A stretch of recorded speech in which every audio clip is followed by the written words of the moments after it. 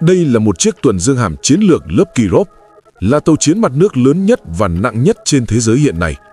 Chiều dài của nó là 251 m, rộng 28,5 m, lượng giãn nước đầy tải 28.000 tấn, là một con quái thú Liên Xô danh bất hư truyền. Để so sánh, tàu chiến mặt nước nặng nhất của quân đội Mỹ là lớp Zumwalt lừng danh, lượng giãn nước đầy tải của nó đạt 14.500 tấn.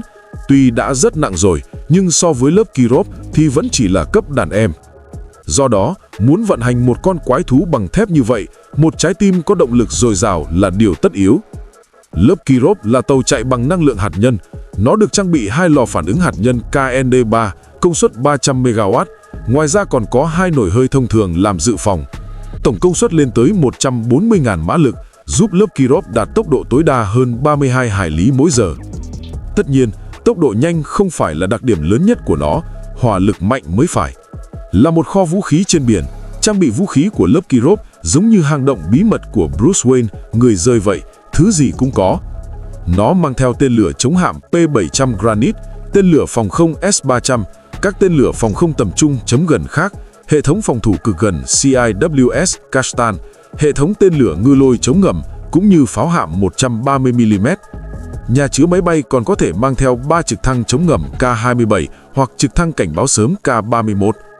Người Liên Xô có thể nói là đã vũ trang cho lớp Kirov đến tận răng, chỗ nào lấp được vũ khí đều đã lấp đầy. Về phần vũ khí trên tàu, chúng tôi sẽ phân tích chi tiết trong video. Hiện tại, Nga còn lại 2 chiếc lớp Kirov, lần lượt là soái hạm hạm đội phương Bắc Pyotr Veliki, Pyotr Đại Đế và chiếc Admiral Nakhimov, Đô đốc Nakhimov vừa kết thúc quá trình hiện đại hóa. Phải biết rằng, quá trình hiện đại hóa tàu Đô đốc Nakhimov mất gần 25 năm, tiêu tốn 5 tỷ USD. Số tiền này đủ để đóng mới một chiếc tàu sân bay. Vậy tại sao Nga thà chi số tiền lớn để cải tạo lớp Kirov còn hơn là bỏ tiền ra sửa chữa chiếc tàu sân bay duy nhất của họ, chiếc Kuznetsov? Là tuần dương hạm chiến lược duy nhất còn lại ngày nay, lớp Kirov có những đặc điểm gì? Chào mừng đến với Beam & Mel Military, chuyên mục tập trung đánh giá trang bị quân sự các nước. Hôm nay, chúng ta hãy nói về con quái thú duy nhất còn sót lại của Liên Xô, tuần dương hạm chiến lược lớp Kirov.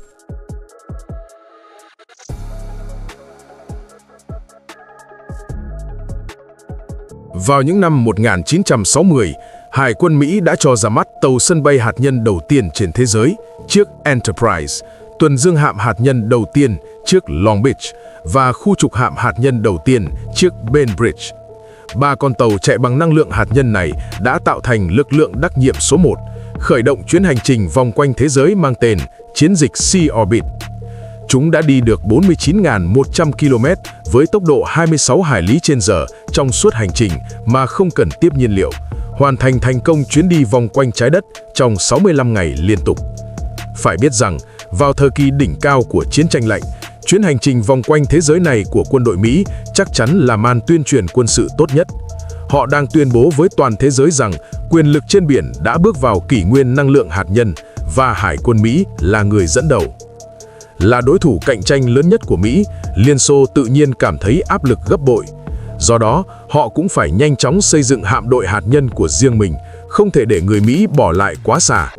Trong bối cảnh đó, Liên Xô bắt đầu phát triển đồng thời 2 loại tàu chạy bằng năng lượng hạt nhân có trọng tải nhỏ hơn. Một là tàu chống ngầm hạt nhân lớp 8.000 tấn, chủ yếu dùng để đối phó với tàu ngầm Mỹ. Chiếc còn lại là khu trục hạm hạt nhân lớp 10.000 tấn, tập trung vào nhiệm vụ chống hạm và phòng không. Tuy nhiên, trong quá trình nghiên cứu và phát triển, người Liên Xô phát hiện ra rằng lò phản ứng hạt nhân có kích thước lớn và yêu cầu bảo vệ cao. Nếu đặt trong thân tàu khoảng 8.000 tấn, sẽ chèn ép nghiêm trọng không gian bên trong tàu, dẫn đến không đủ chỗ để bố trí vũ khí và thiết bị radar. Do đó, họ đã hợp nhất 2 dự án thành một chiến hạm có trọng tải lớn hơn, chức năng toàn diện hơn và nhiều vũ khí hơn. Đó chính là đề án 1144, một chiếc tuần dương hạm chiến lược lớp Kirov có lượng giãn nước đầy tải đạt 28.000 tấn, có thể kiêm nhiệm các nhiệm vụ hộ tống, chống hạm, phòng không và chống ngầm. Theo kế hoạch, lớp tàu này vừa có thể đóng vai trò là một chiến binh toàn năng độc lập tác chiến, vừa có thể hộ tống cho chiếc tàu sân bay hạt nhân đầu tiên trong tương lai của quân đội Mỹ và sẽ là lực lượng nòng cốt của Hải quân Liên Xô sau này. Chiếc Kirov đầu tiên được khởi đóng vào năm 1974, hạ thủy năm 1977 và đưa vào biên chế năm 1980. Sau đó, Liên Xô lần lượt đóng thêm 3 chiếc nữa, lần lượt là Đô đốc Lazarev, Đô đốc Nachimov và Pieter Đại Đế. Sau khi Liên Xô tàn rã, 2 chiếc đầu tiên trực tiếp giải ngũ chờ tháo dỡ, 2 chiếc sau được bảo quản chờ cải tạo. Sau khi hoàn thành công việc cải tạo, chiếc Pieter Đại Đế gia nhập Hải quân Nga, phục vụ vào năm 1989, còn chiếc Đô đốc Nachimov nhiều khả năng sẽ bắt đầu con đường phục vụ vào năm nay. Vậy là đã nói xong phần nguồn gốc. Tiếp theo, chúng ta hãy cùng nói về hệ thống vũ khí đáng tự hào nhất của lớp Kirov. Khu trục hạm chủ lực của quân đội Mỹ là lớp Arleigh Burke, có tổng cộng 96 ống phóng thẳng đứng VLS, còn tuần dương hạm chủ lực lớp Ticonderoga thì có 122 ống. Để so sánh, trên lớp Kirov tuy không có hệ thống phóng thẳng đứng thống nhất, đa năng như Mỹ, nhưng nếu cộng gộp tất cả các loại tên lửa mà nó mang theo thì số lượng có thể lên tới gần 400 quả. Sẽ không bao giờ phải lo lắng về việc mắc hội chứng sợ thiếu hỏa lực nữa. Trong số đó, kẻ cầm trịch chính là 20 bệ phóng tên lửa khổng lồ, bên trong chứa tên lửa chống hạm P-700 Granit. Mỗi quả tên lửa nặng 7 tấn, tầm bắn 635 km, có thể mang theo đầu đạn nổ mạnh nặng 750 kg hoặc đầu đạn hạt nhân có đương lượng nổ 500 kiloton, 500.000 tấn TNT. Phiếu Liên Xô tuyên bố rằng việc đánh chặn loại tên lửa này gần như là không thể, bởi vì ngay cả khi bị đánh chặn, tên lửa Granit vẫn có thể dựa vào khối lượng khổng lồ và quán tính để lao tới mục tiêu. Tất nhiên, tuyên bố này có phần thổi phồng khá lớn. Nhưng điều đáng nói là tên lửa Granit có thể phóng theo 7, bắn một lúc 4 đến 8 quả. Ở chế độ này, có thể thiết lập mục tiêu ưu tiên tấn công để đảm bảo tiêu diệt tàu chiến có giá trị cao nhất. Phía Nga tuyên bố rằng chiếc Pieter Đại Đế đang phục vụ của họ có thể nhờ vào tên lửa chống hạm Granit để đánh chìm bất kỳ tàu sân bay nào của Mỹ chỉ trong vài phút. Trong khi đó, phía Mỹ lại cho rằng tên lửa Granit đã là công nghệ của thập niên 70 thế kỷ trước. Ngay cả khi bắn 20 quả cùng lúc, hệ thống Aegis trang bị trên khu trục hạm Mỹ cũng có thể dễ dàng đánh chặn. Tất nhiên, Mỹ và Nga mỗi bên nói một kiểu, rốt cuộc có đánh chặn được hay không thì chỉ có đụng độ trên chiến trường mới biết được. Một điều đặc biệt đáng lưu ý là, khác với hệ thống phóng tên lửa của đại đa số tàu chiến, tên lửa Granit trước khi phóng sẽ bơm đầy nước biển vào ống phóng. Điều này chủ yếu do 2 nguyên nhân. Một là do tên lửa Granit có kích thước khổng lồ, khi phóng sẽ tạo ra lực đẩy và nhiệt lượng cực lớn. Việc bơm nước giúp hấp thụ nhiệt, giảm chấn động lực đẩy, bảo vệ các thiết bị bên trong tàu. 2 là do tên lửa Granit ban đầu được chế tạo cho tàu ngầm, tức là phải phóng từ dưới nước nên vốn dĩ đã cần bơm đầy nước biển. Khi đưa lên tàu lớp Kirov để giảm bớt khối lượng công việc thiết kế, người Liên Xô đã không sửa đổi quá nhiều mà bê nguyên si hệ thống ban đầu sang. Về phương diện vũ khí chống ngầm, lớp Kirov được trang bị đa dạng các hệ thống. Đối với mục tiêu tầm xa, tàu sử dụng hệ thống tên lửa ngư lôi RPK-6 Vodopad. Tên lửa trước tiên sẽ được phóng ra từ ống phóng ngư lôi, sau vài giây dưới nước sẽ kích hoạt động cơ tên lửa. Động cơ này mang theo đầu đạn bay khoảng 100 km. Khi đến gần mục tiêu, tên lửa sẽ tách ra thả bom chìm hoặc ngư lôi xuống nước, từ đó tiêu diệt tàu ngầm địch. Đối với mục tiêu tầm trung, tàu có bom phản lực chống ngầm RBU-1200, hệ thống UDAP-1, tầm bắn từ 300m đến 12 km. Loại này không thể thực hiện đòn đánh chính xác điểm mà chủ yếu dùng để phong tỏa khu vực cơ động của tàu ngầm hoặc ép tàu ngầm phải nổi lên. Còn đối với mục tiêu cự ly gần thì sao? Vẫn sử dụng hệ thống ống phóng của RPK-6, ống phóng lôi 533mm, nhưng lần này thứ bắn ra không phải là tên lửa mà là ngư lôi thông thường, chủ yếu dùng để kết liễu mục tiêu ở cự ly gần. 3 loại vũ khí chống ngầm này cộng thêm trực thăng chống ngầm K-27 có thể nói đã mang lại cho lớp Kirov khả năng tác chiến chống ngầm độc lập cực kỳ đáng nể. Đừng rời màn hình, ngay sau đây chúng ta sẽ nói về vũ khí phòng không của lớp Kirov. Các bạn vừa chứng kiến sức mạnh của quái thú hạt nhân Kirov, một chiến hạm đa năng thống trị đại dương bất chấp mọi điều kiện thời tiết hay kẻ thù. Đôi mắt của bạn cũng xứng đáng có được sự bảo vệ toàn diện và linh hoạt như vậy. Giới thiệu kính đổi màu thế hệ mới. Như hệ thống vũ khí đa nhiệm trên Kirov, chiếc kính này tự động thích nghi siêu tốc, Ở trong nhà là kính thuốc trong suốt, rõ nét. Bước ra nắng, lập tức hóa giáp kính râm, ngăn chặn 100% tia UV độc hại. Đừng để ánh nắng cản trở tầm nhìn của bạn. Hãy trang bị ngay hệ thống phòng thủ tối tân nhất cho đôi mắt, sẵn sàng cho mọi hành trình. Link mua hàng mình để ngay dưới mô tả nhé. Ok, chúng ta quay lại chủ đề chính. Về vũ khí phòng không, lớp Kirov được trang bị đa tầng các hệ thống. Phụ trách phòng không tầm xa là hệ thống tên lửa S-300. Hệ thống này về cơ bản là bề nguyên si tên lửa đất đối không từ đất liền lên tàu, đơn giản và thô bạo. Bên trong thân tàu có 12 bệ phóng xoay khổng lồ, mỗi bệ chứa 8 quả, tổng cộng có thể chứa tới 96 quả tên lửa S-300 với tầm bắn khoảng 150 km. Phụ trách phòng không tầm trung là tên lửa đất đối không Kinzhan với tổng cơ số 128 quả.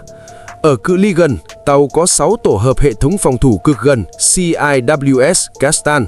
Mỗi tổ hợp được trang bị 2 pháo nòng xoay 30mm, tầm bắn 4 km, tốc độ bắn lên tới 9.000 phát một phút. Ngoài ra, trên đó còn có 8 ống phóng để bắn tên lửa phòng không tầm ngắn. Theo phía Nga tuyên bố, sự kết hợp giữa pháo và tên lửa của Kastan mang lại xác suất đánh chặn từ 96% đến 99%. Nghe đến đây, có thể bạn nghĩ trang bị của lớp Kirov đã đủ nhiều rồi, nhưng chưa hết đâu. Là một tuần dương hạm chiến lược, sao có thể thiếu pháo hạm cơ bản nhất? Đúng vậy, nó còn sở hữu một pháo hạm nòng đôi hoàn toàn tự động AK-130 khổng lồ, cỡ nòng 130mm, tốc độ bắn tối đa lên tới 98 phát một phút, tầm bắn 23 km. Khẩu pháo này được điều khiển hoàn toàn bằng máy tính. Trong quá trình bắn, máy tính sẽ tính toán cả tốc độ tàu và ảnh hưởng của sóng biển để tăng độ chính xác. Tất nhiên, nếu máy tính hỏng, cử người vào trong tháp pháo điều khiển bằng tay cũng vẫn được. Những vũ khí trang bị kể trên đều thuộc về tàu Piotr Đại Đế. Còn chiếc đô đốc Nakhimov sắp đi vào hoạt động sẽ sở hữu các phiên bản nâng cấp của tất cả các loại vũ khí đó.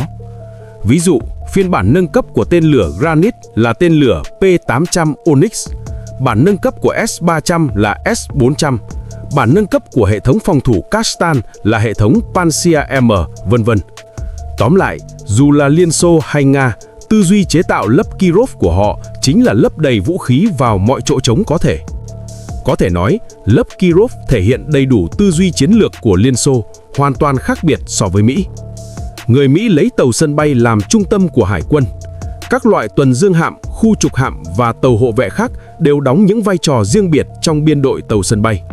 Tàu phòng không chuyên lo phòng không, tàu chống ngầm chuyên lo chống ngầm. Trong khi đó, lớp Kirov lại thiên về hướng hạng nặng đa năng. Một con tàu, ngoại trừ việc không thể triển khai máy bay chiến đấu như tàu sân bay, thì việc gì cũng làm được. Tư duy tối đa hóa hỏa lực trên một đơn vị tàu này nếu đặt trong thời kỳ chiến tranh lạnh thì đủ gây chấn động và đủ sức răn đe. Nhưng đặt trong bối cảnh ngày nay thì đã tỏ ra hơi lạc hậu. Suy cho cùng, chỉ cần 2-3 chiếc khu trục hạm là có thể mang theo lượng trang bị tương đương, chi phí lại thấp hơn và mục tiêu, tiết diện radar cũng nhỏ hơn. Về hệ thống động lực, tuy lớp Kirov là tàu chạy bằng năng lượng hạt nhân, nhưng để đề phòng trường hợp lò phản ứng gặp sự cố khiến tàu chết máy giữa biển, nó còn được trang bị thêm 2 nồi hơi đốt dầu làm hệ thống động lực dự phòng. Chỉ dựa vào 2 nồi hơi này cũng đủ để lớp Kirov di chuyển với tốc độ 17 hải lý một giờ trong phạm vi 1.600 km. Trong điều kiện bình thường, mỗi lần nạp nhiên liệu hạt nhân, lớp Kirov có thể vận hành với tốc độ 20 hải lý một giờ trong khoảng 15 năm. Tuy nhiên, muốn đạt tốc độ tối đa 32 hải lý một giờ, chỉ dựa vào động lực của lò phản ứng hạt nhân là chưa đủ, mà cần phải có sự hỗ trợ đồng thời của cả 2 nồi hơi. Do tần suất sử dụng nồi hơi cao như vậy, trên cấu trúc thượng tầng của lớp Kirov dĩ nhiên không thể thiếu ống khói. Đây cũng là lý do giải đáp thắc mắc của nhiều anh em rằng tại sao đường đường là tàu hạt nhân mà lớp Kirov vẫn nhả khói đen. Là một con quái thú trên biển, biên chế thủy thủ đoàn thông thường của lớp Kirov lên tới hơn 700 người. Riêng tổng chiều dài các hành lang trên tàu đã lên tới 20 km. Sĩ quan được bố trí 150 phòng đơn hoặc phòng đôi, trong khi thủy thủ đoàn có 30 phòng ngủ tập thể, mỗi phòng chứa từ 8 đến 30 người. Trên tàu còn có 2 phòng xông hơi nhỏ là sauna và một bể bơi. Vào những giờ nghỉ ngơi, các thủy thủ thậm chí có thể chơi bia giải trí ngay trên bong tàu. Vậy là đã nói xong về các chi tiết thiết kế của lớp Kirov. Tiếp theo, chúng ta hãy cùng nói về lịch sử phục vụ của nó. Tàu Pyotr Đại Đế, hoặc viết tắt là Pyotr Veliki, chính thức gia nhập Hải quân Nga vào ngày 18 tháng 4 năm 1998. Tuy nhiên, ngay trong nhiệm vụ đầu tiên, nó đã phải chứng kiến một thảm họa. Ngày 10 tháng 8 năm 2000, Pyotr Đại Đế giữ vai trò chỉ huy một cuộc tập trận quy mô lớn trên biển Barents với sự tham gia của 30 tàu chiến. Trong cuộc tập trận này, Pyotr Đại Đế được chỉ định làm mục tiêu tấn công giả định cho tàu ngầm lớp Oskar, chiếc Kursk. Tuy nhiên, vào ngày 12 tháng 8, trong khi Pyotr Đại Đế đang thực hiện cơ động né tránh, nó đã mất liên lạc với tàu Kursk. Sự việc sau đó được làm sáng tỏ. Chiếc tàu ngầm đã gặp phải một vụ nổ thảm khốc ngay khi đang chuẩn bị phóng ngư lôi diễn tập vào Pyotr Đại Đế, khiến toàn bộ 118 thủy thủ đoàn thiệt mạng. Sau khi tai nạn xảy ra, Pyotr Đại Đế là tàu đầu tiên sử dụng thiết bị thủy âm sonar để định vị chiếc tàu ngầm này, đồng thời đảm nhận vai trò tàu chỉ huy trong công tác trục vớt sau đó. Ngoài sự kiện này ra, lịch sử phục vụ của Pyotr Đại Đế không có quá nhiều điều đặc biệt để kể. Phần lớn thời gian là tham gia các cuộc tập trận và tuần tra viễn dương, phô diễn sức mạnh và đảm nhận vai trò triển khai lực lượng hải quân của Nga. Lần duy nhất miễn cưỡng có thể gọi là thực chiến diễn ra vào năm 2009 khi Pyotr Đại Đế thực hiện nhiệm vụ chống cướp biển ở vịnh Aden. Họ đã bắt giữ tổng cộng 3 tàu cướp biển Somali và tóm gọn 10 tên cướp biển. Nhưng việc dùng cả một tuần dương hạm chiến lược để đi bắt hải tặc thì quả thực có chút dùng đại bác bắn muỗi. Nhìn chung, vị thế của lớp Kirov trong lịch sử Hải quân Liên Xô là vô cùng đặc biệt. Giá trị chính trị của nó ngang ngửa với giá trị thực tiễn. Suy cho cùng, việc nó đi vào hoạt động đánh dấu lần đầu tiên Hải quân Liên Xô sở hữu khả năng triển khai viễn dương, thiết lập hình ảnh răn đe sát thủ tàu sân bay trên toàn cầu, tạo ra áp lực cực lớn đối với Mỹ. Ví dụ điển hình nhất là ngay sau khi lớp Kirov được biên chế, Tổng thống Mỹ lúc bấy giờ là Ronald Reagan đã đề ra mục tiêu xây dựng hạm đội 600 tàu, đồng thời hồi sinh một lúc 4 thiết giáp hạm lớp Iowa từ thời Thế chiến thứ hai. Điều này đủ để làm nổi bật ý nghĩa chính trị to lớn của lớp Kirov. Và cho đến ngày nay, ý nghĩa của lớp Kirov đối với Nga có lẽ còn quan trọng hơn. Bởi lẽ, trong bối cảnh việc sửa chữa tàu sân bay Kuznetsov gặp nhiều trắc trở và gần như không còn khả dụng, Hải quân Nga hiện không còn tàu sân bay nào để hoạt động. Điều này có nghĩa là tàu chiến có trọng tải lớn nhất của họ lúc này chính là 2 chiếc Lev Kirov. Trong đó, chiếc đô đốc Nakhimov vừa mới hoàn tất sửa chữa với chi phí khổng lồ 5 tỷ USD. Điều có thể thấy trước mắt là trong một thời gian dài sắp tới, lớp Kirov vẫn sẽ là biểu tượng sức mạnh của Hải quân Nga, là đại diện cho năng lực răn đe và là soái hạm độc nhất vô nhị của họ. Cảm ơn các bạn đã theo dõi, nhớ like, share và đăng ký kênh nhé. Các bạn muốn xem đánh giá về loại khí tài nào tiếp theo? Hẹn gặp lại dưới phần bình luận.